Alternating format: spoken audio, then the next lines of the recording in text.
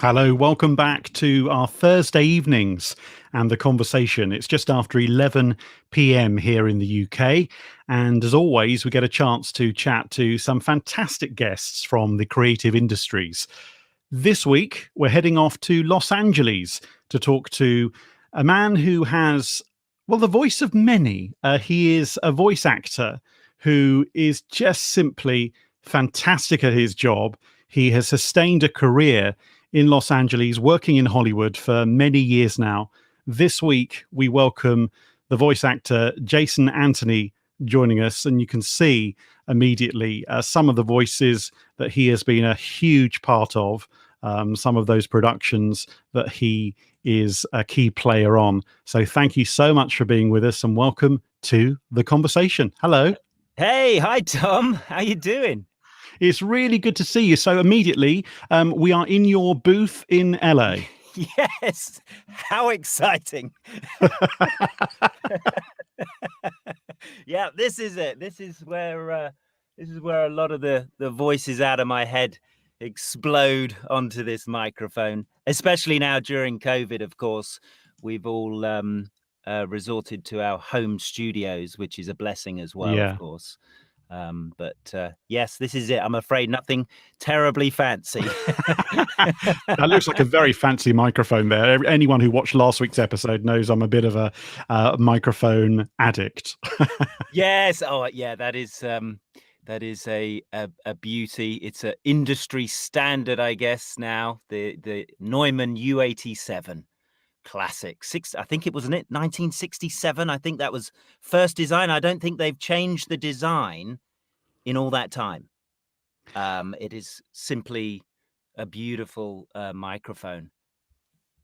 Maybe we should start actually with being in a space where you get to create, being in a place where you're able to bring sounds alive. I mean, just, Mm, we assume knowledge a lot of the time, don't we? But that booth you're in yes. there, on the Yes. wall, I can see that you've got soundproofing. Yes. The space itself is what presumably quite a small space, but that's designed in that way. Yeah, absolutely. And it's almost like, when you hear about astronauts going into space and there's no sound, that's what you're trying to create here. And it's amazing. And I'm sure you'll appreciate this, Dom, and some of your viewers and listeners. Sound is so difficult. It is one of the hardest things in any production is to get great sound. And when you're trying to create an environment at home, every single little thing that you have in your studio can react, especially with a microphone as sensitive as this, metals, flat surfaces. So pretty much everything in here has either got acoustic foam tiles, Mm. padding. Sometimes I even add just extra cushions and pillows in here if I'm doing like a lot of shouting for video games. I'll even add even more padding in here for the sound to be absorbed. But yeah, behind this, even in between these walls, there's acoustic insulation. Yeah, and I can still hear aircraft even with all this. You can still hear a good old Boeing 747 heading over. Now, listen, anyone who's just tuning in, and thank you so much for joining us on Facebook, Twitter, and YouTube on the Laughing Frog Productions YouTube channel as well, will notice that you're not an American, Jason. You have an English voice. I do, yes. I have played a couple of American characters, Brabus, King of the Hungry Mud Dogs. Um, I occasionally turn it on, but most of my characters are British through and through. So where do you hail from? Where did you start in the UK? I grew up in Buckinghamshire, um, just outside of London. Yeah, and I really didn't move much around England. I came to Los Angeles in 2005 originally, only really to take some acting classes to sort of feel the industry out here and see Mm. what sort of opportunities were. So, as I've spoken to a lot of Brits in the industry here in entertainment, we've all said the same thing. We only came out for a few weeks, It's a and holiday. yeah, 15 years later, 20 years for some, 30, even a lifetime for others. But it all started as, I guess, a lot of this it's just sort of bit of a research trip. I think most people that I've encountered. But over here, Jason, you were part of the UK Disney Channel, weren't you? Yeah, that was my first launch into entertainment, really. Playhouse Disney. At the time, they had Disney Channel, and they were just the US had launched Playhouse Disney a couple of years prior, I think, and so that brand now was making its way to the UK, and then consequently, it went all over Europe and all over the world. So yeah, I was part of the first team of on-camera presenters for Playhouse Disney Yeah. preschool. And a funny story out of that was that is where I met my very dear friend. He might be watching or listening now, Mr. Phil Gallagher, Mr. um, Maker. aka Mr. Maker. That is where I met Phil, Mr. Maker, on my first audition, very first audition. And of course, consequently, we met at a production. We filmed at Leavesden Studios when it was a Rolls-Royce. I think it was still the Rolls-Royce factory. So George Lucas had been in prior filming the Star Wars Phantom Menace and Mm. turned the warehouses, the production hangars, into studios. And so Phil and I worked there together, and Phil became you'll love this. He became the Playhouse Disney postman and would deliver the mail. And I was the storyteller. Circle time, Jason. Circle time with Jason in the Playhouse Disney garden. It was fantastic. What a Oh. great few years that was. And Oh, actually, as a result of that, lifelong friends with Phil. absolutely, yeah, dear friend. Love Phil. Love you, Phil. Yeah. Yeah, well, I'm sure if he is watching right now, he'll be asking a few key questions coming up a little later on. By Great. the way, if you've just joined us, welcome along to tonight's edition of The Conversation. I'm Dominic King, and you're watching the live stream with Jason Anthony on the program tonight. Jason is a voice actor in Los Angeles. We should, I guess, give a little indication for those who maybe don't know your name, because Yes. that is highly possible in this creative world of ours. We don't always assume that everyone knows who No. we are, but the work and the voice, they certainly will. But things like this. Now that is a gallery of work, and that is just a minor percentage of the kind of things that you do. But I want to maybe pick on a few of these things if we can, Yes. just to get us started off, really, more than anything else, because my eyes just zoom around that screen because it's so exciting to see all that work, the graphics, the the knowledge of what that's all about. I'm going to Yes. start off, I think, with the Star Trek Discovery. That's a series where your voice, well, quite frankly, you scared the living daylights out of me with that voice. There's something about the voice of an Englishman as an AI, as a computer, that just strikes fear into us. I think that always has been the case. I'm not sure if he was English, but the voice of Kit in Knight Rider. Yes. That I think almost was like it's a friend, but also a bit creepy because it really can operate this car. Yes, that's right. Yeah. Yeah, there really is something about the British accent in terms of ship computers and droids and villains. And I think probably George Lucas was a very big part of that when he filmed Star Wars: A New Hope back in the mid 70s in England. Had to, obviously, because of unions and things, had to pull resources from the UK and actors from the UK. So of course, all of a sudden, his universe was filled with British accents. Yeah, Peter amazing. Cushing and Alec Guinness. So I think it's a sort of a natural path now for sci-fi. I based that voice when they asked when I auditioned for that.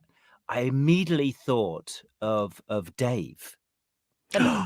Do you remember Dave, Yeah. the computer voice, 2001: Space Odyssey? I'm afraid that's not possible. You know, he was just very matter of fact. System online. I'm afraid that's not possible. Please try again.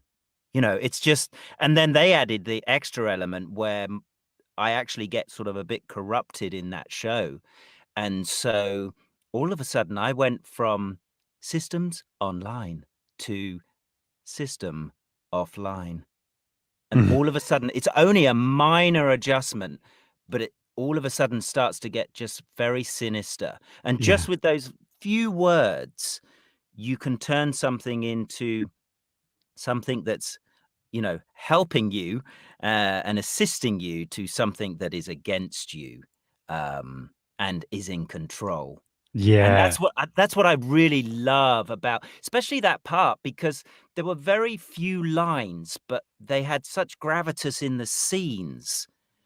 And you think on the outside, well, that's easier, but the fewer lines you have, the harder it is to portray what you're trying, because now you've got to convey and condense into 2 or 3 words. But that precise nature, that sound of, creating that almost, detached voice that Yes. completely controls everything. I mean, Mhm. it can be so scary, and on those episodes, it definitely had that pull. And then obviously, anyone who's watched those particular episodes will know that you kind of just take it to another level, and it's kind of whoa. I Yeah, it's love that. pretty nasty. I hope AI doesn't get like that, No, because that no. was pretty Let's hope not. graphic. Although I do realise how obsessed I am now with bizarrely telling my lights to come on in this studio here, and yet Right. all I could do is press my finger on the same button just over there. Bizarre. We're not gonna But do it. we're not. No.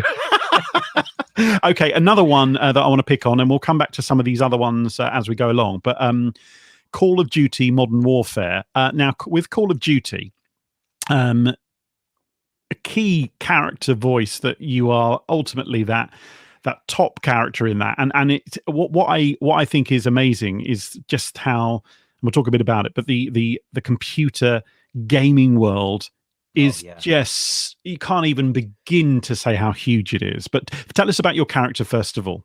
Yes, I play, Otter. Now, Otter is an SAS. Um, Grew up in the East End.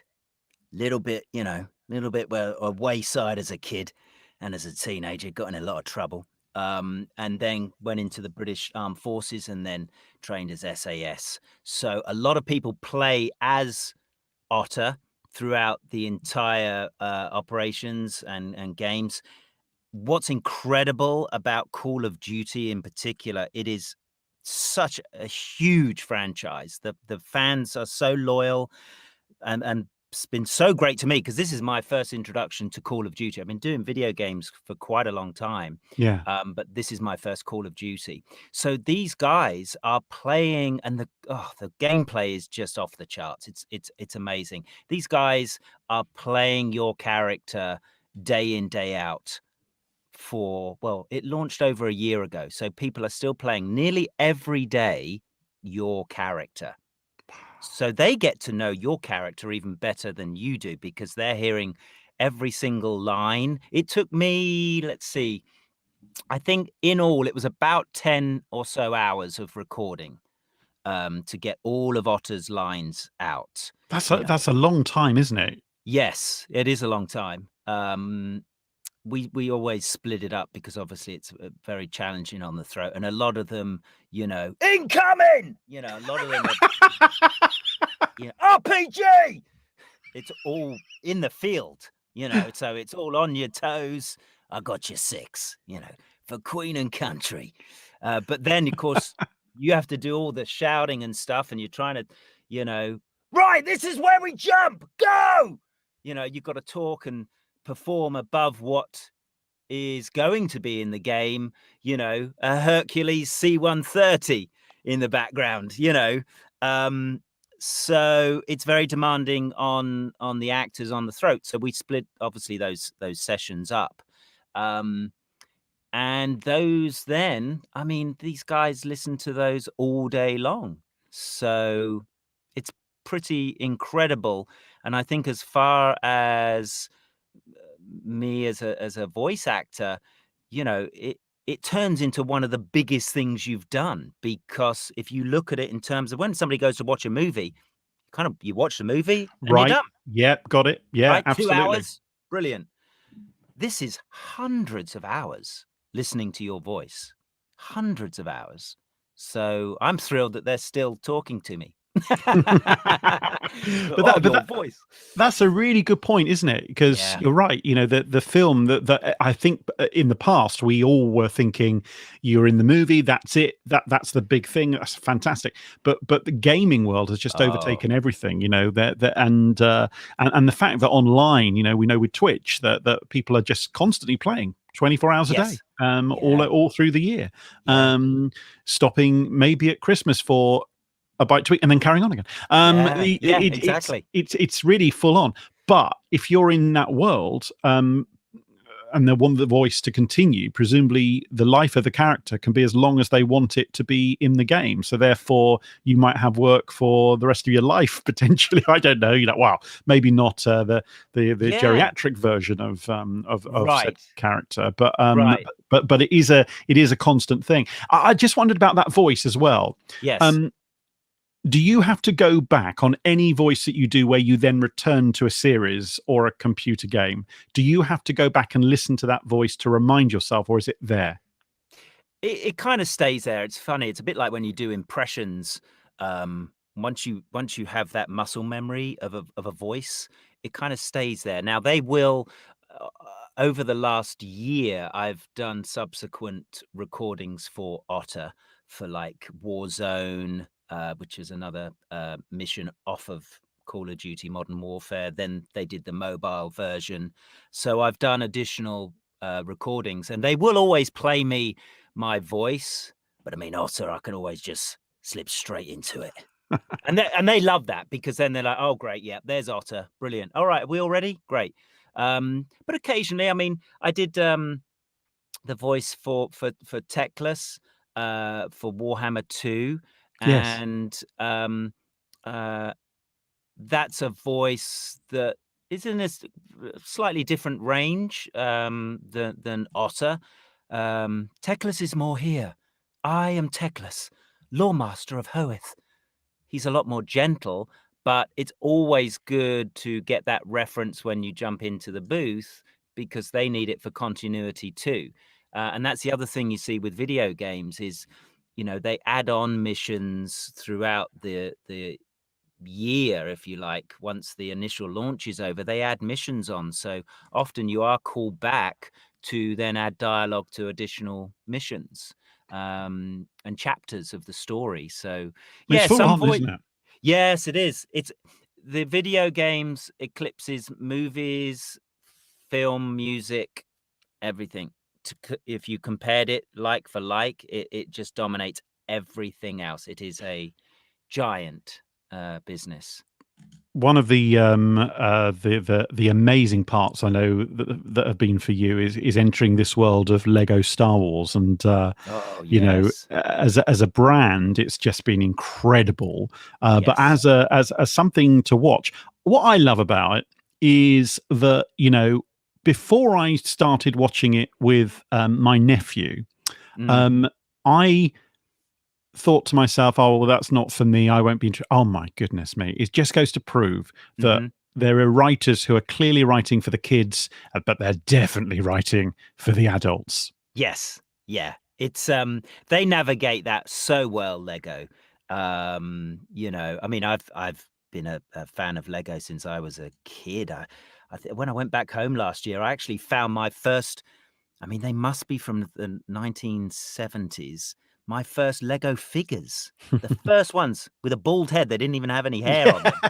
yeah. Um, And I've been a Lego fan ever since. And to see what Lego have done and how they've aligned themselves with brands, but then to make Lego movies and Lego video games and Lego mini movies and Lego series, you know, and I've that's what it's just thrilling for me. I've just had such a great connection with Lego as a child, and now in my career as a voice actor, I've been blessed to have a connection with them again, with Lego Star Wars and Lego Hero Factory and all these shows, especially Hero Factory. I'm hearing from a lot of fans because we're very caught up right now in nostalgia, not surprisingly with what's going on. We are looking back on to what some people consider better times, Yeah. happier times. And so these shows are all sort of starting to have a second life. And I hear a lot of people, that were fans of Lego Hero Factory. I played Nex uh, in Hero Factory. Nex was he was an Australian, so I always modelled him on a little bit on like Steve Irwin. Steve Irwin. Yeah, I was Yeah, going to say. there's always somebody that you can kind of, when you get a character, you think, oh, because they wanted him enthusiastic, techie.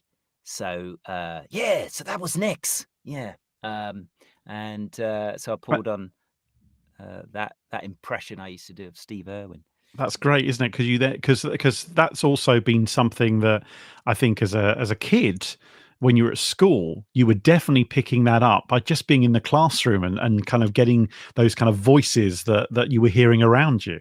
Yes, that's where I got into a lot of trouble at school for that. I couldn't help it. I was What did you just do? Well, I would make fun of the teachers, and there was a geography teacher, and one of his even teachers had catchphrases. So his catchphrase was, "As we can see on the overhead projector." So I'd be whispering that at the back, "As we can see on the overhead projector." Canning. What? Oh, that's brilliant. So, Yeah. so that actually, in a way, I guess that got your vocal cords going, didn't it? Just to kind of Yeah. like, that starting Yes. point, you kind of thinking, what's the tone here? How do I do that? You probably weren't even thinking about it, were you? No. You just kind of, it just was No. happening. You know what, as well, Dom?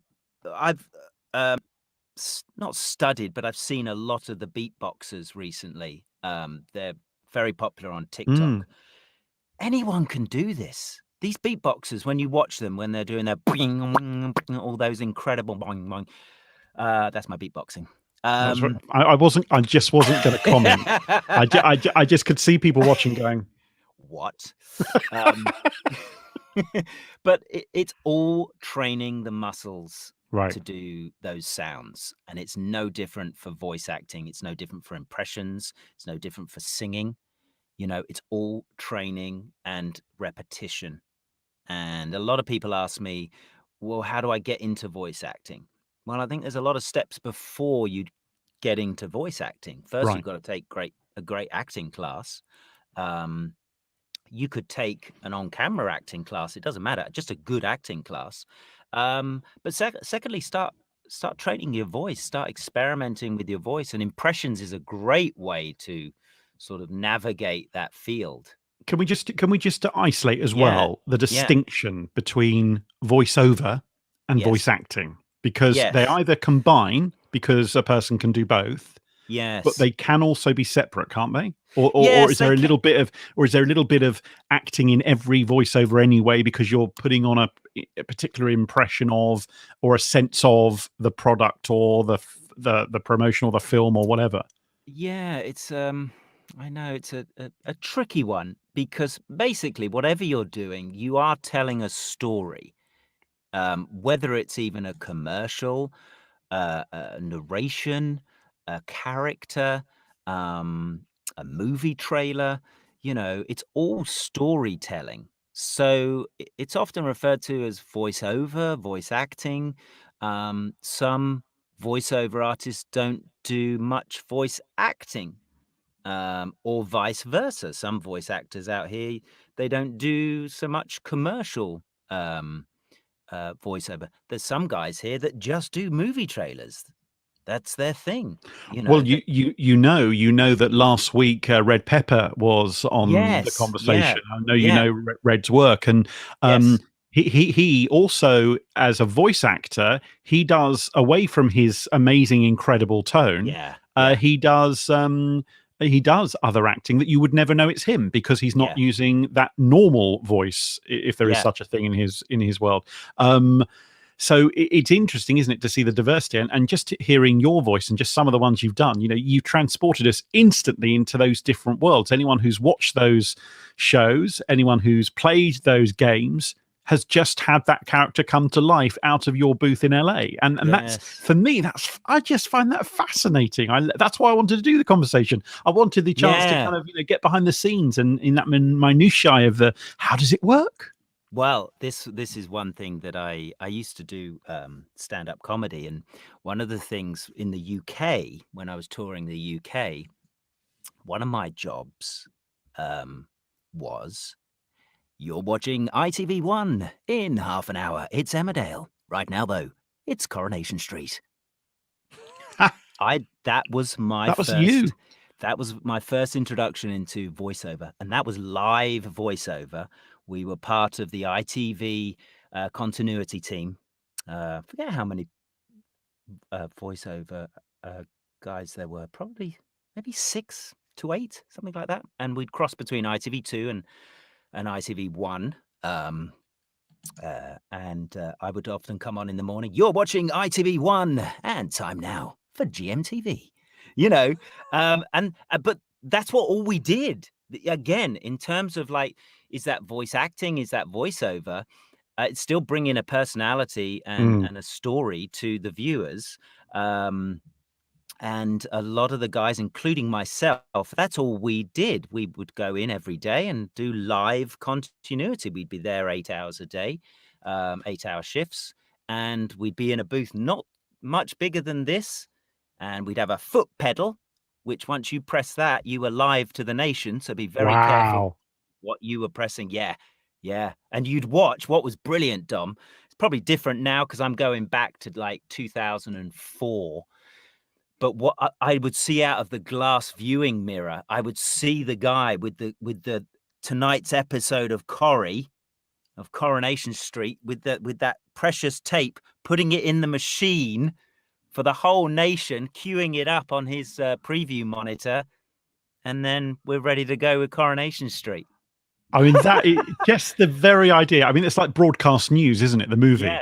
Where they're Yes. running down the corridor. That's right. And they're putting in and jumping over everyone to put in the tape just in time for that. I love the idea of that. Funny enough, we're talking at a time when we just heard that the Dutch creator of the cassette tape has just died.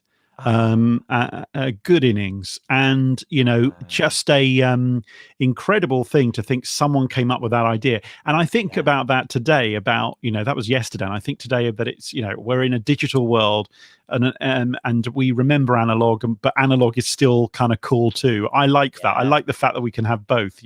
Yes, it's coming back again, this whole nostalgia thing. People want that visceral experience now with a record. I mean, record absolutely. players now, people want to put that, that record down and put the needle on it and hear that little just crackle. there. Oh, I've got one just there. And you know what? The other day, I was raiding our family record collection, and I got the album out of Hair, the original, West End production. Yeah. And I've forgotten how rude it is. It's fantastic.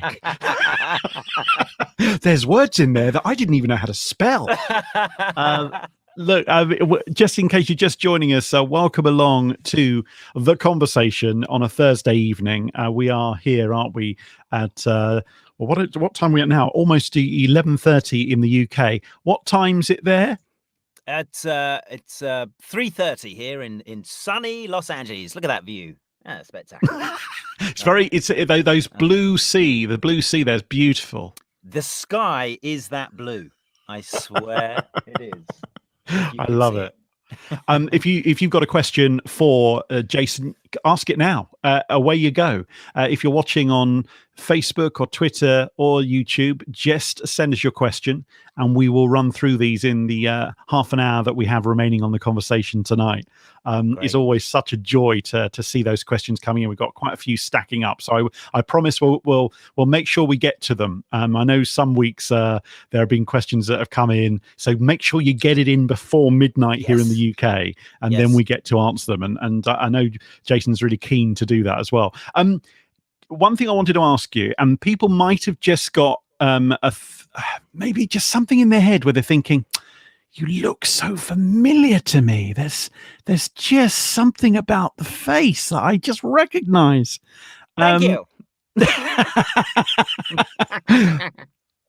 You it's true, isn't it, that actually you went to Los Angeles, and one of the big jobs you had was a continuity in camera acting job Yeah. as someone who looked fairly similar to one Jim Carrey. Alrighty then. Yeah, they were actually specifically looking for somebody who could imitate his physical abilities too, and also look a little bit like him. Um, it was for the Paramount Comedy Channel, and they wanted to brand it as Mr. Paramount. I don't think there ever has been or ever since been a Mr. Paramount. And so it was a fascinating process because it was a sort of a whirlwind of a job. It was one of, if not the first job I had in entertainment. It involved everything you love about movies. It involved Right. green screen. It involved prosthetic makeup, chin. Oh, full chin, yeah? Oh, yeah, I had a full chin, so an extended chin, cheeks. I had big teeth put in, a little bit like The Mask, in fact, except not so green. And the Ace Ventura hairpiece, which was Right. a total work of art. Do you know what? What's really funny is I don't know if this is happening It's for just anyone else, spinning but out. Are we you've all right? literally just Oh. frozen. Oh, there That we was go. really funny. You did it exactly the point where you said about, and then the chin, and then you froze in that Wow. way. In that was like, in that I position. thought, God, he's really good at holding still. So we had the chin, the cheeks, the teeth. They modeled it on The Mask, except not so green. And then we had this incredible Ace Ventura hairpiece. That's all I can describe it. It was like this ice cream cone of hair. And at the time, it was state-of-the-art technology. We had a camera, digitized camera that would track my movements around the studio, around the green screen, and everything was put in post. There's some clips. If you just Google Mr. Paramount, he'll come up on YouTube. They even did, you know, that crazy spin they do in The Mask where he Oh turns yeah. into the mask? Yeah. They even replicated that. It was Wow. amazing. I mean, and for me, I'm a huge Jim Carrey fan. I'm sure a lot of people are. Just, oh my gosh, so what a talented guy. And so for me then to step into a role even just a little bit similar to that was just like, wow, this is amazing.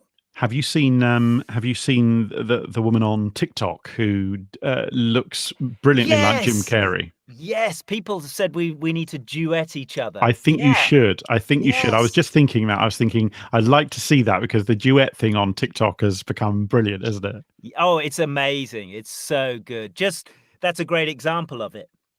I could, you know, just take a video and duet with that lady, and we could both be doing Jim Carrey, and she gets to meet me, and I get to meet her, and the fans enjoy it as well. So it's a really great way to interact. But TikTok's become huge for you in your life because actually the way Yeah. you and I met, and then we didn't realize we had a mutual friend in Phil Gallagher who is Yeah. watching right now and is just kind of going, what could I say? Yeah. I saw you on TikTok and connected with you because I saw that stuff you were doing with Arnold Schwarzenegger as a character, and then that was brilliant. That was so good, and it must have been a lot of fun to do that.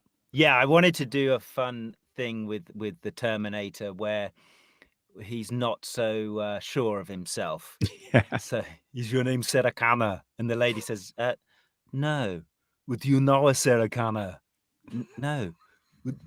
Does she live next door? Like, who is, what about the friend? Do you know a friend who is Sarah Connor? No. Okay, fine. You know, just this deflated Yeah. Terminator. It's like, oh. And the other one I did, these are just funny things that come into my head, but I wondered what the internal dialogue was for the Terminator. And I always imagined it when he's trying to be all stoic and that. He's like, okay, you are the Terminator. You're a bad man. Okay, don't smile. Don't smile. Don't smile. Don't smile. Don't think about smiling. Straight face. Come on. Keep it together. That's what I put up on TikTok. Just some fun things that amuse me.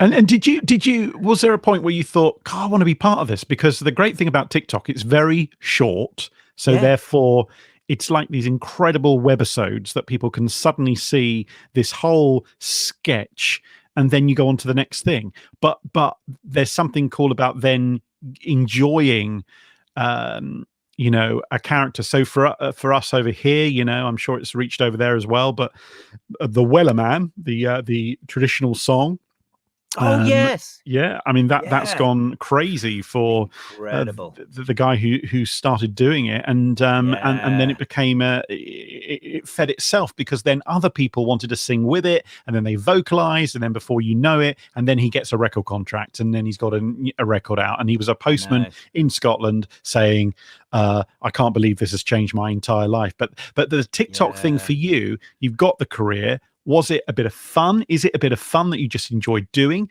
or is it more than that? Um, I think it all has to be fun, I think, for me, and I think for a lot of people, um, I think if it's not fun, it's not worth doing. So it is fun for me. I love doing it, and I think it's a little bit like setting up a stall in a marketplace. People will tell you what they want and what they like and what they're buying and what they're not buying. And TikTok's kind of like that. You set your storefront up and then you kind of think, that'll be fun. I'll do Mm, that. I'll enjoy doing that. Um, and I'll stick up some old clips of the voices I've done. Maybe, maybe that'll be fun. And then, all of a sudden you're like, wow, people remember that. And then of course, with Call of Duty, I play Otter 24/7. Like, yeah, you're my main guy. Yeah. And so you think, oh, wow. Okay, I'll put some more. And then the questions start coming in, you know.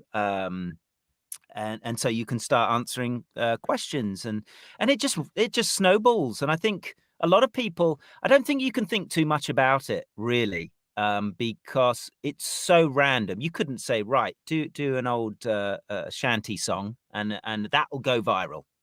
Solid. What? Really? yeah, You because no, can't. you No, just wouldn't have thought that, no, and that's the funny thing. And no. actually, what I kind of like is, how often it's almost seen that if you're of a certain age, that those kind of older things that you've enjoyed or they've been part of your life, it's funny, isn't it? How they then, from a younger age group, suddenly become a thing, and you think, Yeah. if I'd done that, it would have looked like, oh, old farts doing that. Right, right. I know. Exactly. And I know a lot of Oh, people have said about TikTok, "Oh, it's all for kids," and no, it's not. And there's a lot of young people on it, but they're f I've never experienced a social media platform that's just so welcoming and supportive, and I'm just thrilled to hear from people. I'm thrilled that, you know, some of them say that, oh, you made my childhood. I used to watch Lego Star Wars and Hero Factory, and I used to watch you on Playhouse Disney. Like, you'd never have this connection with people without platforms like this, and I've just found it just so positive. And then what a great creative outlet for people. mm, What a great way to say, hey, listen, I do this. I'm just gonna do it because I do it anyway, but now I'm gonna film it and put it on TikTok, and yeah. I like that too, and then all of a sudden, it grows very, very quickly. So I love pretty much everything about TikTok, and, to everyone that's following me, thank you. I love hearing from you guys. It's really the icing on the cake. Somebody said to me the other day, "What's the best part of playing Otter?" And I said, the best part of playing Otter in Call of Duty is hearing from you guys. And it really is, because for us, it's a character. We go in, we do our job, we enjoy it. And then we're not normally privy to what happens afterwards, you know, especially with video games. So it's wonderful to hear from people, and it's great that they're enjoying the character, and yeah, you do feel pretty good about it, which normally, as I say, you well, don't feel bad about it, but you don't normally have that opportunity to hear from so many people from around the world. It, it That's what's it really incredible. connects people, and actually Yeah. that's why I'm really enjoying doing this as a live stream, because we're able to connect Yeah. people together, and people are, over the number of episodes we've now done, they're really enjoying those who come on and join us. By the way, that's a reminder about we're going to do it. The questions, if you've got a Oh, question yes. for Jason, because we don't want to run out of time, we're going to answer those in just a couple of seconds. So get yours in now. Thank you for sending in. Just seeing more messages coming in as we speak. If you're on Twitter watching, or Facebook or YouTube, then just put your question in there, and I can see it here, and then we'll ask Jason that for you and on your behalf, and you can hear his answer. And by the way, just a little bit to remind you of how to keep in touch with us here on the show.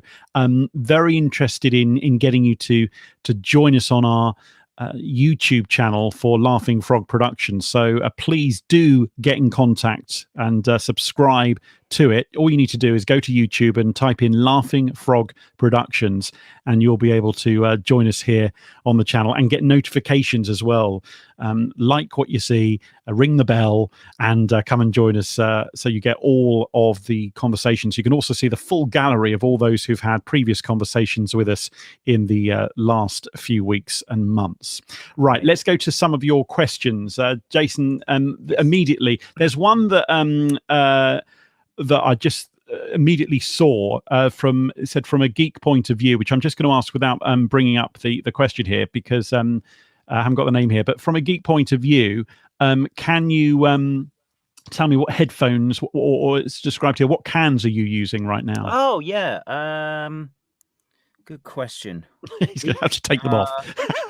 I think these are Audio Technics. Okay. These are Audio Technic headphones. I recently had to have them recovered because I love them so dearly, and as you know, Dom, the padding kind of wears out, so they are a little bit of a custom job at the moment, because when I found out I could get different colored earmuffs, I was like, done. Oh, you're so like me. It's unbelievable. The thing is, as well, though, it's quite important, isn't it, to have a decent pair when you're doing that kind of vocal work. Yeah. So we heard from Red last week about the bleed that can happen otherwise, that you get too close to the mic and all the rest of it. Yeah. Right, let's take some of these questions then. Now, this one in from Laura. I do amateur voiceover for social media ads for brands. What are your top secrets or best advice for equipment? Oh, equipment. Wow. I mean, it's rapidly changing so quickly. I always used a Rode mic. It's a very inexpensive microphone. I think it was the NT1. I think it's now the NT2, I think. But I used a Rode mic for such a long time before I got this. I think it's only like £150 or dollars, so it might even be cheaper in the UK. But that's a great mic. Try the mics out. I know we have stores here, and of course it's difficult now because of COVID, but your voice will sound different on loads of different mics. Like, it's not just because you've got a Neumann doesn't mean it's going to be fantastic. I mean, Neumanns are pretty good, but they are But it on is the a range, right. isn't it? It is a Yes. range of different, and in fact, it's almost like if you were playing a piece of music, you'd have different instruments for the different thing. Well, the voice is an instrument, and It you is. sometimes want to get a different sound out of it, so therefore use different mics for the occasion. I've been using different Yes. mics every time we've done this live stream, because I want to have a different sense of them all, and I Yes. want it to be part of the whole thing. And it's I think you're right. It is something, if you are able to, and I appreciate that Yes. some people Yeah. watching will go, do you know what, I can't afford that, but that's okay, because you start Yeah. off with something and then you move on on to something else, and then before you know it, when you're talking to your bank manager and they're saying, "What on earth have you spent the money on?" Right. Oh, sorry, that was just Right. me. You've then got this kind of canon of almost artillery, using the Call of Duty analogy. Nice. To Nice, Tom. Thanks. I don't know why I did the voice as well, because I can't. That was good. It was good, son. But that's the point, isn't it? Yeah.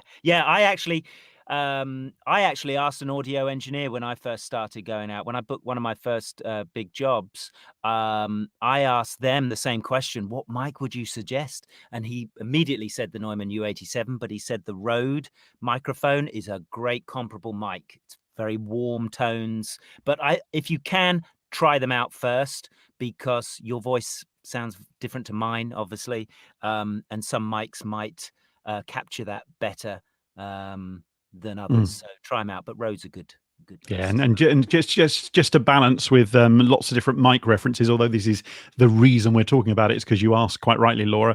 Behind me, I've got the Aston Stealth for some of my other work that I do, and you just have loads of different versions, and it's really good for different jobs, and definitely right. And I when I started out in the industry, I never thought that was the case. I thought you find a mic that is the one for you, and then that's it. And of course, it's not.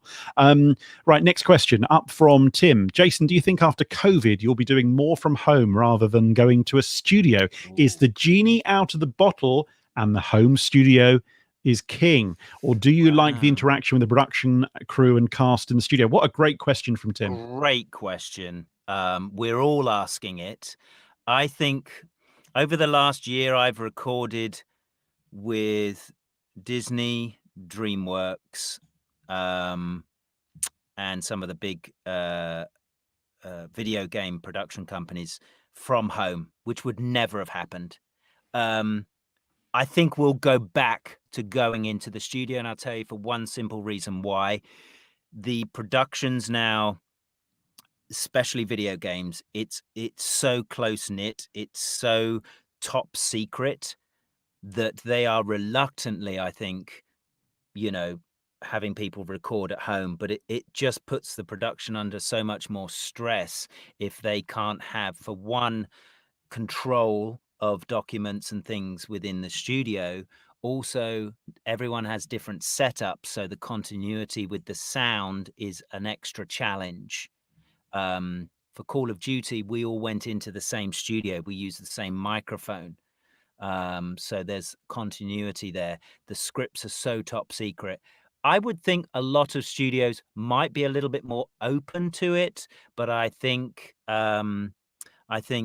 we'll slowly go back to going into the studios. I miss it, even though we don't really interact with a lot of people. Most will have, sometimes a couple of producers, a director, always, of course, an engineer and a script supervisor. Sometimes Nickelodeon will have, writers in there as well, a whole team of people, but generally that's the core people. So it is a great question. We've been asking it a lot. They have no choice at the moment but to have us record at home. And I think it will slowly, certainly for larger projects. But something you enjoy is going on to the lot, going on to the place where you have dreamed about as a kid, walking through those arches in Los Angeles, going past, saying hi to the security, going through, and then being on the very places that some of the greatest ever films have been made. And you get to go into, I'm thinking of those places, like Disney and Warner Brothers, and just that all of those different spaces that you in a normal time would go to. Oh yeah, absolutely. I don't live that far from Warner Brothers. That place I hold dear to my heart because it's such a big part of my childhood, even all the cartoons and seeing that Warner Brothers logo on all the movies. And now to actually stand, the opening credits where you see the Warner Brothers logo on the side of the sound stage, on the what they call the vanity plate of the Warner Brothers logo. Yeah, that's there. Like you stand, it's actually a giant stage. It's one of their tallest stages, and you're looking at that very logo, that very soundstage that you've grown up watching. I mean, those studios have been there since the 20s. It never grows old, and I think for a lot of us it doesn't grow old. I mean, to get a chance, it always feels such a privilege to be able to not only just go on those lots, Paramount, Sony, which was Columbia Pictures. It just it really is just you feel something very, very special, and especially when you're turning up for work. It's like, wow, this is just amazing, amazing. And you'll walk by somewhere and you'll see what they do in a lot of the studios. They'll put a plaque up next to the soundstage of all of the major films that were filmed there, and you'll see them and you'll think, oh my gosh, Casablanca. Casablanca, Humphrey Bogart was in there filming Casablanca. It's like, yeah, it's so I always make time, Dom, if I can, when I've finished my session, if I've got time, I always make time for a little walk around the lot What because I mean, you I just just would, love it. wouldn't you? Oh, It's you've it, got to. it's You've got like to. it's like getting the keys to the Emerald City. It is. You've gone through the doors. You might as Yeah. well have a look. Yeah. And it is just like in the movies. You'll see props being shifted over, you'll see stages, you'll see doors cranked over with these incredible sets in them. One time I think I was in there and I saw the sunken ship for the Poseidon, the new Poseidon adventure, and it was a upside down banquet hall. I mean, it's like, what? Jaw-dropping stuff. I've seen stuff from the Marvel universe, the DC universe, the Batmobile just parked outside. You're like, whoa. And yet you Amazing. have to keep it together. I'm trying to be professional, Yeah, then you got to go and do the work. but, Absolutely. well, yeah. Let's take another question. This one from Colette. Hello, Jason. Can you advise on a good showreel length intro section of different genres? What Yes. would how does that work? 1 minute. I'll tell you that from experience, Mm. with agents out here. 1 minute, roughly around 10 to 12 seconds per character. Casting, especially, whether it's an agent or an actual casting director, their time is so valuable. You have a very, very short amount of time to capture somebody's attention. So there's no point giving them a minute or 30 seconds of one character. They won't get through it.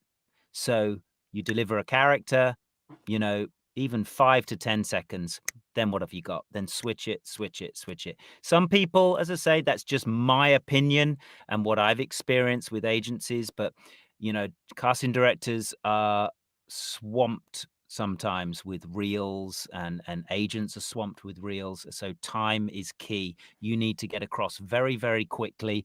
Start with your natural voice where your natural if you're doing a Mhm. character, if you're doing voiceover, just start with your natural voice, just a pleasant read, and then you can go into different, a sports commercial, a trailer, all the different dynamics of your voice. But characters, if you're going to do a character reel, start with your natural voice placement first, and then show the dynamics and range of your voice. Colette, what a great answer. That is amazing. I mean, that's a masterclass right there. But that's interesting, isn't it? 1 minute. Yeah. Almost sometimes we want to put so much of all the work we've done to showcase everything we could possibly do. The point is, a lot of the time, the very first thing is the visual, the ears, listening to what you sound like, and thinking, "Yep, that's the voice I'm looking for." And sometimes you won't get picked, I guess, because they're not looking for that voice. But that's okay because the next person coming along might be. Jason, I'm going to look at this gallery. Look at this. So amazing work. And I want to pick up on one of those in the top right hand corner there, Piney. Now, Yes. this is a character that you have done. What soundstage are you? Where are you there? I'm at the LA studios, LA recording studios. They are solely for voice recording, and that was a couple of years ago. It premiered this last Christmas here in the US Hmm. on Disney Channel, which was amazing. Two wonderful creators, Jay and Jane Bakerink. It's a story that Jane West Bakerink wrote 20 odd years ago now, and they made this themselves. They made this production completely off their own back. It's an extraordinary story. I'm probably not doing it justice, but basically they've gone from an idea 20 years ago of seeing this poor Christmas tree left on its own after Christmas, what happens to it, creating this wonderful story and character, to fast forwarding now to Disney saying, we like that. Can we play that on Disney Channel and Disney Junior? And can we play it every day over Christmas? Wow, I mean, you can't even imagine what that must have been like to hear that from them as well, and go, wow. And you're alongside Simon Pegg's another voice in this, yes, and you, Simon. You're the lead. I play Piney. Simon Pegg is Jackster the dog, his best friend. And then we've got Oscar nominee Jonathan Pryce as Grandpa Sid. Extraordinary. Wow. I mean, we've got Leslie Nichol from Downton Abbey as one of the elder trees. She's lovely. What a lovely lady. Hi, Leslie. She recently moved back to England for work. But it's an extraordinary cast. I feel honored to be taking on the role of Piney. I can't wait for you guys to see it. Do you think we might get it over here? Fingers crossed. Yes, I can't say anything officially. I can neither deny or acknowledge, but very good politician answer. Hopefully. That's brilliant. Look, we've nearly come to the end of our time together. Now, I know that, before we started this conversation, we've heard lots of the different voices that you have done over the years, the voices you're doing right now. And you and I had no discussion about whether the agent needed to be involved in this moment, but no. Colette has asked a very key question here, and I think maybe it's the way we should end, but, feel free to say, contact me agent on this one, because I'm throwing it at you. But Colette asks this: can you say, she's obviously got a show somewhere, can you say you're listening to the Collie D show in an Arnie accent, please? I mean, I know, Colette, how did I let you get that in? Let's do this. All right. So I'm going to go quiet here, so that undoubtedly you're going to take this off and use it on your show. So I'm going to go over to the master himself. How are you doing? It is Arnold Schwarzenegger. You have to tune in to the Collie D show. Do it now.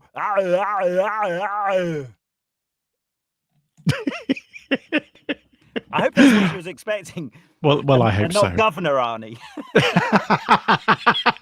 No. Governor Arnie, slightly different. Colette, you're welcome. That was a bit of fun. That's great. Yeah, I very much appreciated the message coming back. Thank you, great. Colette. Look, it's been absolutely a joy having you. It goes so quick, doesn't it? The time, it's just absolutely incredible. I know. It really is. But look, thank you so much for being with us. We wish you all the success with all the work you do. And hopefully we can have another conversation again in the future. That would be so good. I would love that, Dom. And thanks to all of your listeners and viewers for tuning in. It's been a pleasure. And they can always, I'm open for questions on TikTok. So they know where to find me at the Jason Anthony on TikTok. So I look forward to hearing from you. Oh, it's been an absolute joy. See you very soon. Yes. Thanks, Dom. Thank you, mate. There we go. What an absolute joy tonight to have Jason with us. And thank you for watching as well. Just a reminder then, you can subscribe to the conversation by going to our YouTube. Just type in Laughing Frog Productions, and then you'll be able to be part of this ongoing conversation we have here on the show. Here's what's coming up next Thursday at 11 p.m. UK time. I'm going to be staying in Los Angeles. Hollywood film composer Chris Willis and movie singer Elise Willis will be with me.